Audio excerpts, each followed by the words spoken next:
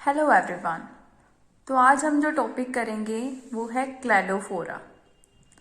सबसे पहले इसके अंदर भी हम क्लासिफिकेशन या सिस्टमेटिक पोजीशन को डिस्कस करेंगे। तो इसका किंगडम क्या है? किंगडम इसका प्लांटे है। डिवीजन इसका थैलोफाइटा है। अब इसको प्लांटे किंगडम में क्यों रखा हुआ है? क्योंकि ये प्लांट जैसा दिखता है। देन डिवीजन इसका थैलोफाइटा इसलिए है क्योंकि थैलस इसका है, थैलोइड लाइक स्ट्रक्चर है इसका।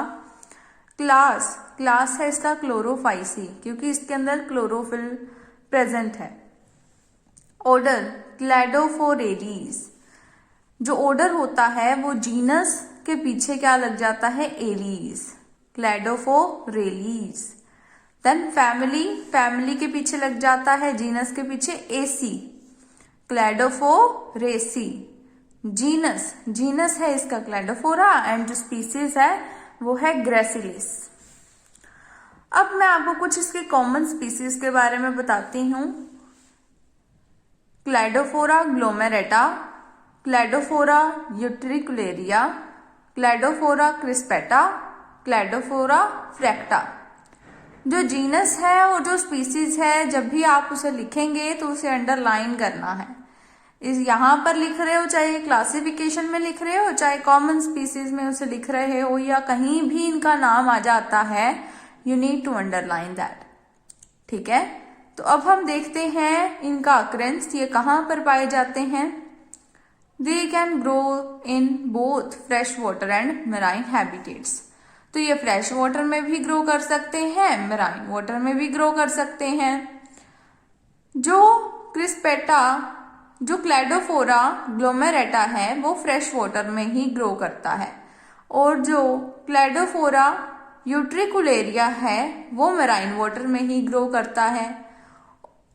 ठीक है, ये दो मैंने एग्जांपल्स बताई हैं, कौन फ्रेश वाटर में ग्रो कर सकता है एंड कौन मेराइन वाटर में। Then this algae is generally attached to stones and other solid objects in water. ये जो टाइप की एल्गी है क्लैडोफोरा, वो एल्गी जनरली किसी ना किसी स्टोन से या किसी ना किसी सॉलिड ऑब्जेक्ट से, किसी सबस्ट्रेटम से पानी के अंदर अटैच होगी। ठीक है, देन है Cladophora crispata is epizoic on the shells of snail. तो ये जो है क्लैडोफोरा क्रिस्पेटा, इसमें एक अलग बात है, वो ये है कि ये एपिजोइक है। एपी का मतलब होता है अबव एंड जोइक का मतलब होता है एनिमल्स, अबव एनिमल्स। तो ये जो है वो स्नेल के शेल के ऊपर अटैच्ड होती है। Cladophora is also known as flannel weeds. इसको फ्लैनल वीड्स भी बोला जाता है।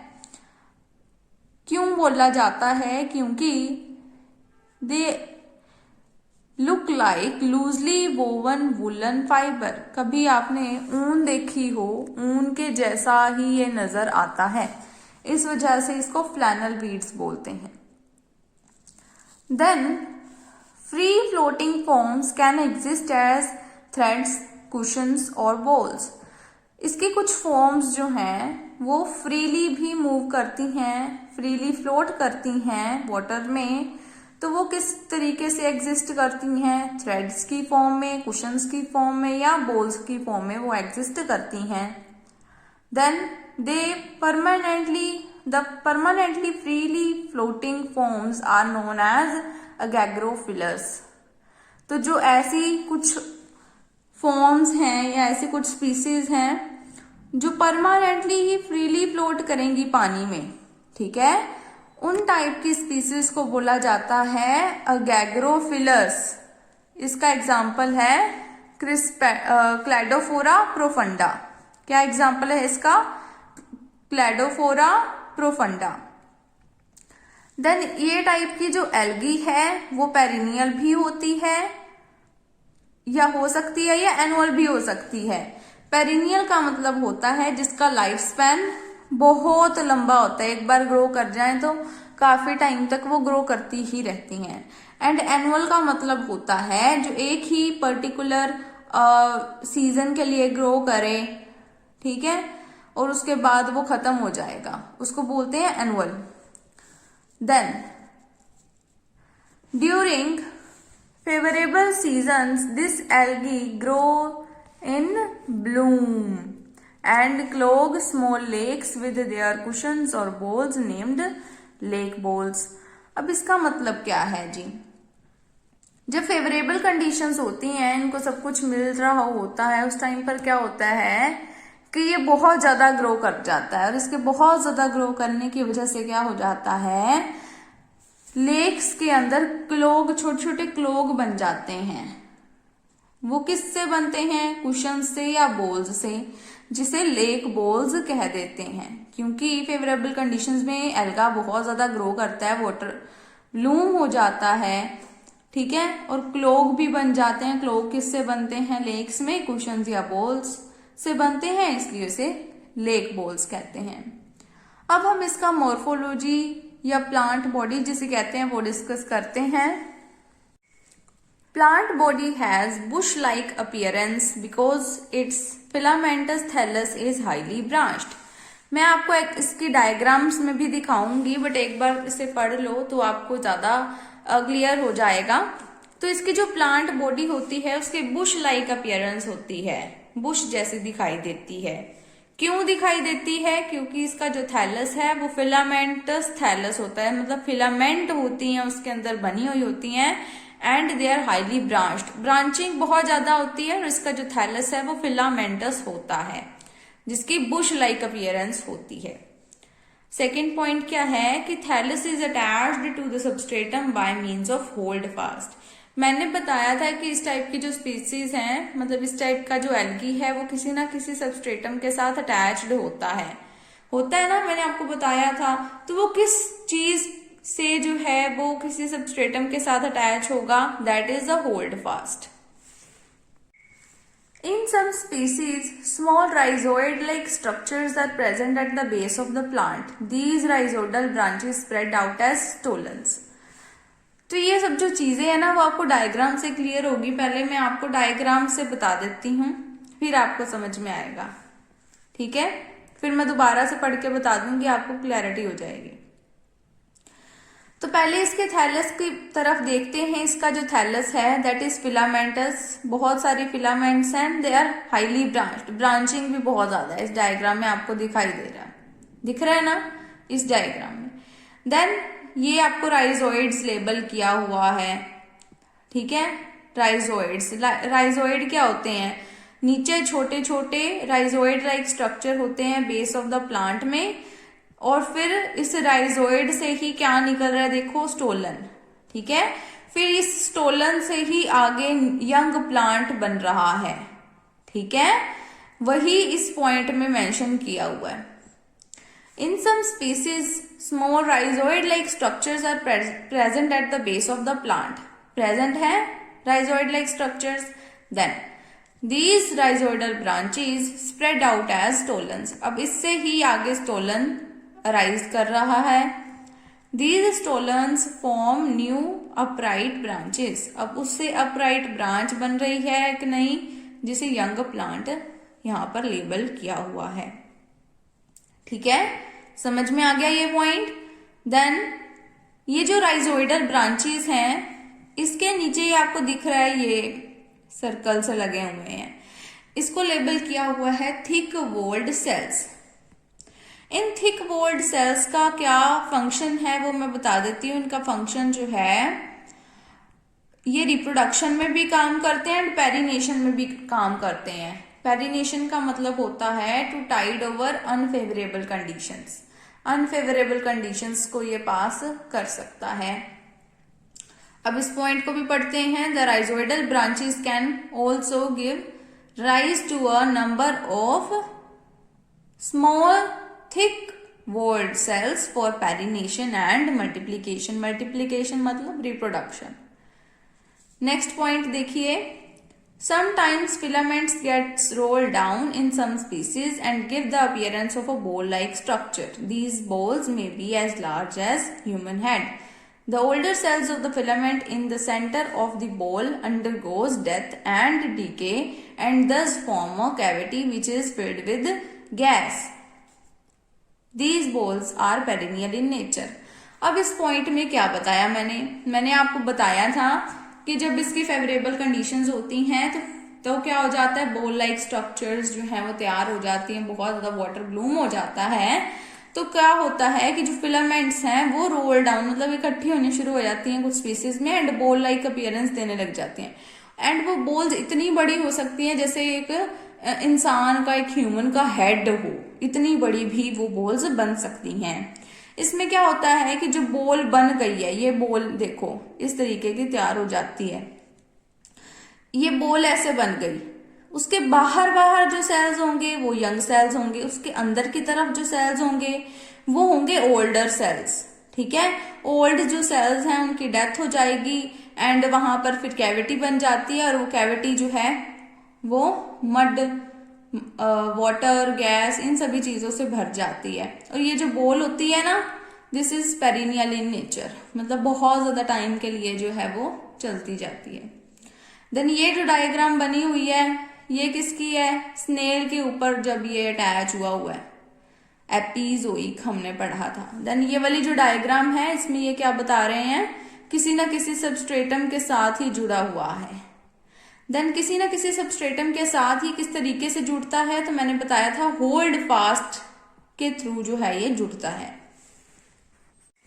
नेक्स्ट टॉपिक है सेल स्ट्रक्चर। तो सेल स्ट्रक्चर में क्या होता है कि फिलामेंट के एक सेल को यहाँ पर जो है उसका डायग्राम बनाया हुआ है। पहले आप डायग्राम से समझो, फिर थ्योरी पार्ट में मैं आपको बताऊंगी। ये है इसका सेल स्ट्रक्चर जिसमें आपको दिखाई दे रहा है इसका जो सेल है दैट इज इलोंगेटेड, लंबा सा है। देन सिलेंड्रिकल शेप का है, सिलेंडर जैसी शेप का है ये। देन इसके अंदर जो इसकी सेल वॉल दिखाई दे रही है आपको, this is 3 layered in nature, 3 layers दिखाई दे रही हैं, 1, 2 एंड 3 लेयर दिख गई। सबसे अंदर वाली लेयर है इनर लेयर, फिर उसके बाद है मिडल लेयर, फिर है आउटर लेयर। जो आउटर लेयर होती है ये वाली, this is also called cuticle और पेलिकल। जो किस चीज की बनी हुई है, ये प्रोटीन्स एंड अमाइनेटेड सब्सटेंसेस की बनी हुई है। जो मिडल लेयर है वो पेप्टिक सब्सटेंसेस की बनी होती है एंड जो इनर लेयर होती है that is made up of cellulose. Then जो सेलुलोज है वो किस फॉर्म में प्रेजेंट है वो भी बता देती हूं मैं, that is present in the form of series of parallel microfibrils. ठीक है, इसके अंदर जो सेलुलोज प्रेजेंट है वो किस फॉर्म में प्रेजेंट है वो भी मैंने बताया। देन जो एक्सटर्नल सरफेस है सेल वॉल का वो रफ होता है। क्यों होता है? क्योंकि इसके बाहर की तरफ कोई ना कोई जो डाई एटम्स हैं, साइनोफाइसिन एल्गी है, वो इसके साथ अटैच हो जाती है। इस वजह से इसका जो सरफेस होता है वो रफ होता है। देन इसके बीच में आपको दिखाई दे रही है द सेंट्रल वैक्यूल, ये मार्क किया हुआ है सेंट्रल वैक्यूल। इसमें बहुत बड़ी सारी सेंट्रल वैक्यूल जो है वो प्रेजेंट है, which is transversed by a number of cytoplasmic strand. कुछ केसेस में क्या होता है कि ये जो सेंट्रल वैक्यूल बड़ी सारी होती है ना, इसमें सेंट्रल वैक्यूल जो है वो छोटे छोटे वैक्यूल्स से रिप्लेस हो जाती है। एंड इसके अंदर जो क्लोरोप्लास्ट है, हेयर यहां पर लेबल किया हुआ है,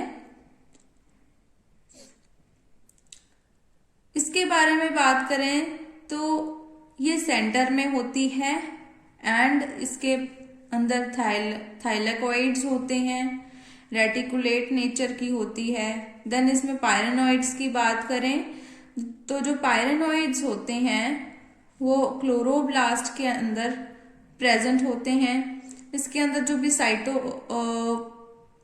या फिर हम बात कर सकते हैं फोटोसिंथेटिक पिगमेंट्स जो होती हैं इसके अंदर, वो कौन सी होती हैं? Chlorophyll A, chlorophyll B, beta carotene और कुछ ज़ैंथोफिल्स भी प्रेजेंट होते हैं। रिजर्व फूड मटेरियल यहाँ पर किस फॉर्म में प्रेजेंट है? That is present in the form of starch, ये लेबल किया हुआ है reserve food material. Then a large number of nuclei are present in cell, इसके अंदर बहुत सारे न्यूक्लियाई हैं, न्यूक्लियस लेबल किया हुआ, बहुत सारे न्यूक्लियाई इसके अंदर प्रेजेंट है। ठीक है, तो अब हम थ्योरी से पढ़ते हैं cell structure. Cells are elongated and cylindrical in nature. Diagram में आपको मैं ये सारी चीजें बता चुकी हूँ। डायग्राम को साथ में रख के फिर इसे देखें। Each cell is covered by cell wall which is 3 layered in nature. 3 cell walls हैं सेल के बाहर, inner, middle and outer. Outer layer is called cuticle और pellicle which is made up of mainly of proteins and aminated substances. तो बता दिया इसका और क्या नेम है एंड ये किस चीज की बनी हुई है।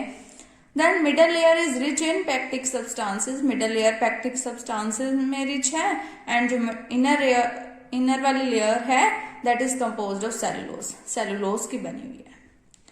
Then cellulose is present in the form of series of parallel microfibrils. तो ये भी मैंने बताया था आपको कि जो सेलुलोज है वो किस फॉर्म में प्रेजेंट है? पैरेलल माइक्रोफाइब्रिल्स की फॉर्म में प्रेजेंट है।